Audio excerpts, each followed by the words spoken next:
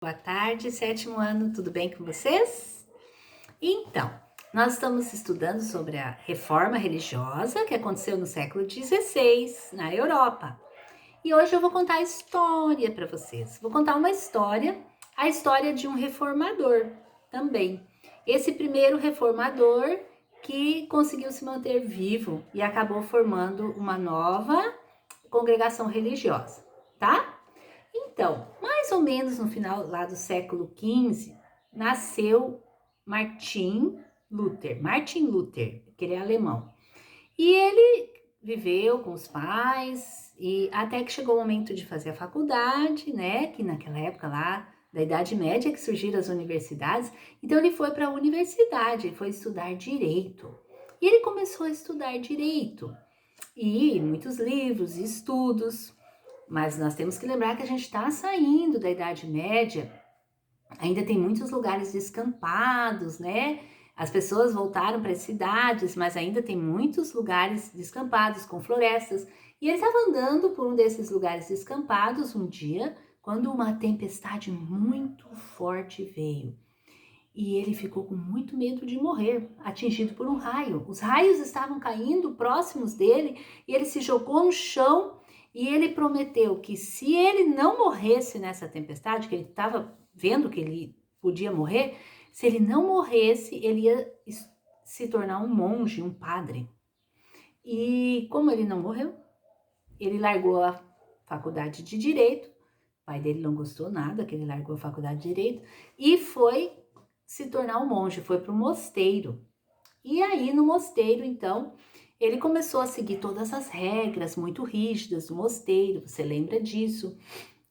As pessoas comiam pouco, dormiam nas celas, que eram os quartos pequenininhos, sem nenhum conforto, e lá ele estava, e então ele procurava fazer tudo muito certo para tentar agradar a Deus.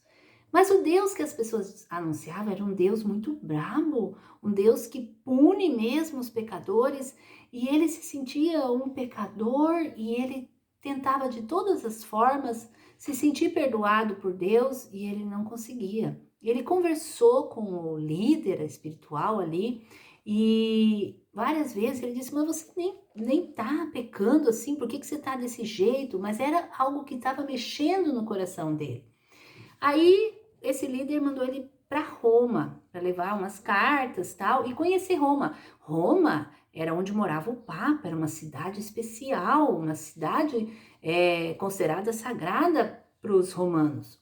E ele vai para Roma, então, junto com outros monges, e ele visita Roma e ele descobre que em Roma tinha muita coisa errada.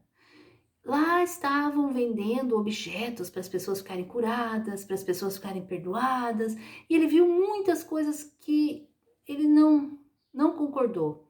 E ele volta e continua nessa situação. Eu sou um pecador, eu preciso ser perdoado e eu não sei o que fazer da minha vida.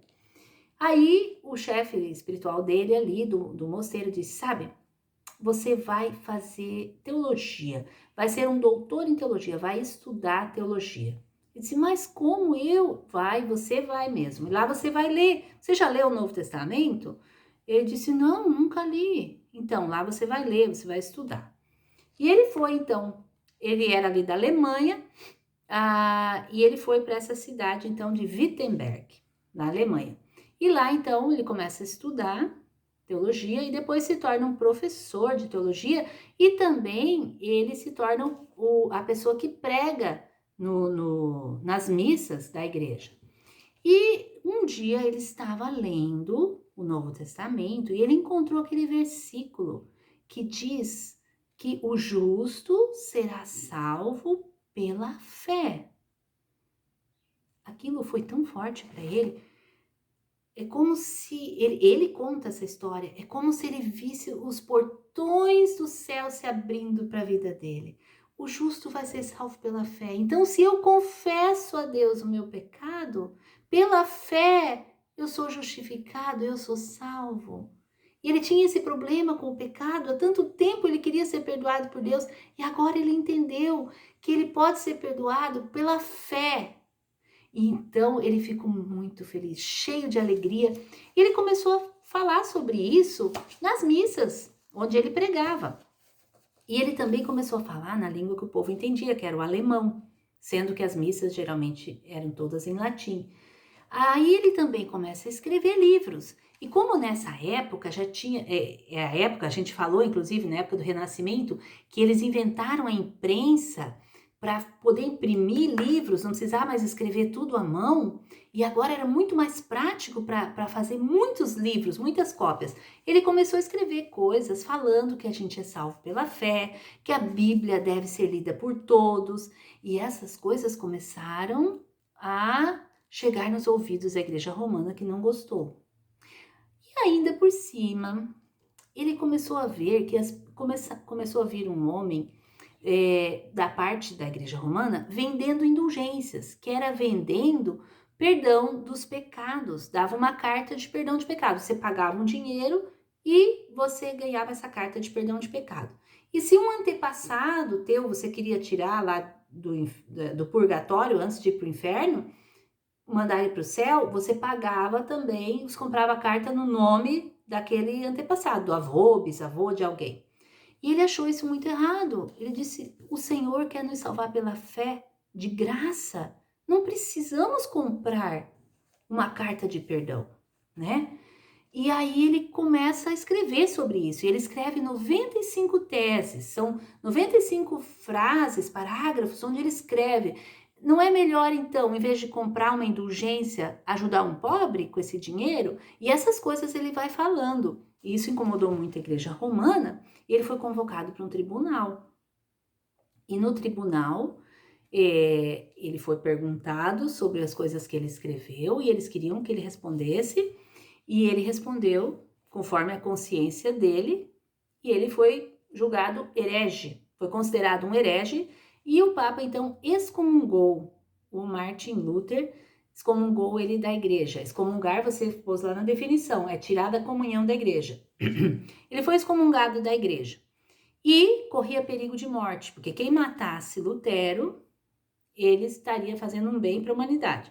Então, um príncipe alemão, preocupadíssimo com Lutero, fingiu um sequestro e mandou Lutero escondido para dentro de um castelo, onde ninguém sabia que ele estava. Ninguém sabia se ele estava morto, se ele estava vivo. Acharam que ele tinha morrido, mas ele estava lá escondido no castelo e mandava comida para ele e mandava livros para ele. E lá, escondidinho no castelo, Lutero começou a traduzir a Bíblia. Traduzir a Bíblia para a língua alemã, que era a língua dele e a língua do povo dele. Traduziu a Bíblia inteirinha. E então, com o passar do tempo, mais príncipes da Alemanha começaram a concordar com as ideias de Lutero e dizer, de fato, nós precisamos ter a Bíblia na nossa língua, nós precisamos poder ter acesso às coisas de Deus com mais facilidade. E o imperador alemão não queria isso. Esses príncipes não é filho do rei, tá? Porque a Alemanha era dividida em vários principados, e cada principado tinha um príncipe, era tipo um governador do estado, né?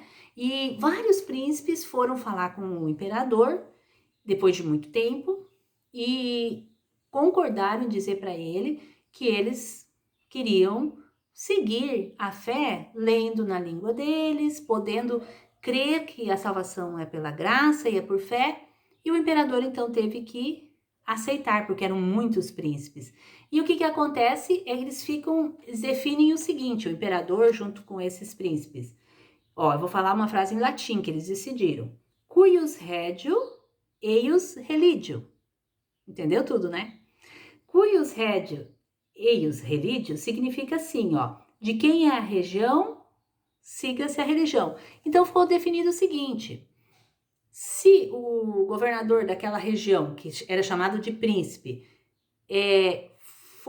que daí foi permitida a nova religião, que foi chamada de luterana. Lutero não queria que tivesse o nome dele, mas acabaram pondo.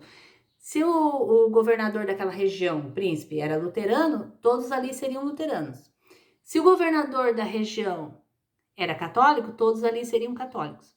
Ainda não é uma liberdade total de escolha, mas já é um avanço em relação ao que era antes, que era obrigado todos a serem católicos romanos, tá? Eu só quero deixar claro uma coisa. Hoje em dia a Igreja Católica não tem essas coisas. E ela mesma reconhece. Hoje em dia, a própria Igreja Católica imprime Bíblias, né? Naquela época isso aconteceu, tá? Só para ficar bem claro. Então, gente, estabeleceu-se a igreja luterana, que foi a primeira igreja depois da igreja romana, né? Que foi fundada. Foi fundada, então, na Alemanha. Ganhou o nome de luterana, apesar de Lutero dizer, eu não quero que tenha o meu nome. Ele disse assim, eu não passo de um saco de vermes, como é que querem dar o nome de uma igreja ao meu nome? Mas acabaram não respeitando e colocaram o nome dele, então. A igreja luterana foi a primeira da reforma. Semana que vem, a gente estuda sobre a outra, certo? Que surgiu também logo depois. Um grande abraço e boa semana de estudos!